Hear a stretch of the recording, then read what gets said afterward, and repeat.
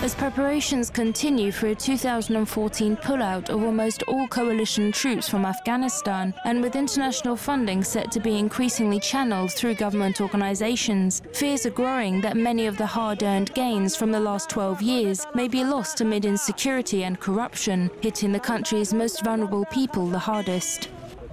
The Afghan Center in Kabul was founded 18 years ago, since when it has taken in and helped educate thousands of Afghan street children across the state.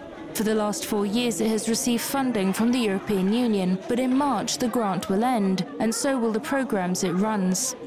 Afghan is working more than 18 years in this country. A lot of children, we help and support them. Now they have their job, or some of them, they are continue their education.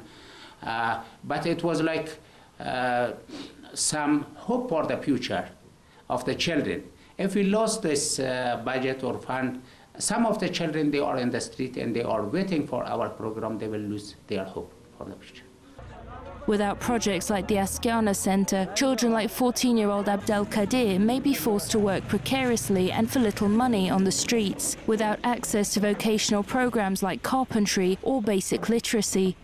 I don't feel comfortable when I'm working on the street because of the pollution and dust. I feel much better here in Astana, where our teachers instruct us. I prefer to be here than on the streets. Over a decade after the intervention began, and $60 billion worth of aid later, and the results are mitigated, with rampant Islamist insurgency, deep-seated government corruption, and widespread poverty still affecting thousands of people. Kabul insists that it will keep up the good work, but many Afghans and activists are worried development projects such as Astana may be abandoned and forgotten.